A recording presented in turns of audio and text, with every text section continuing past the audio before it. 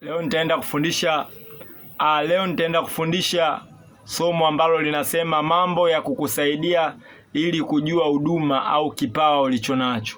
Mambo ya kukusaidia ili kujua huduma au kipawa ulichonacho. Namba moja, angalia vitu unavyovifanya kwa usahihi zaidi, kwa ustadi mkubwa sana. Mimi naamini kuwa Mungu alivyoumba dunia, kila mwanadamu amepewa kipawa chake.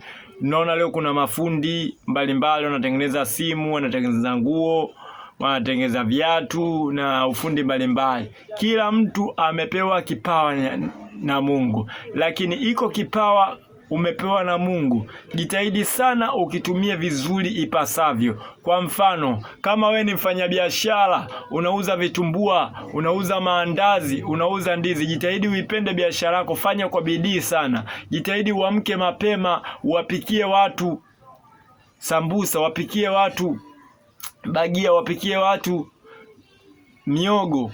Fungua biashara yako mapema, sio wewe kama wewe. Muda mwingine unalalamika unakosa wateja kutokana na wewe mwenyewe una ukosefu na uvivu wa kufungua biashara yako mapema. Jitahidi uwe unafungua biashara yako mapema. Bwana Yesu Kristo sana, ili kipawa chako cha biashara kiweze kuinuka.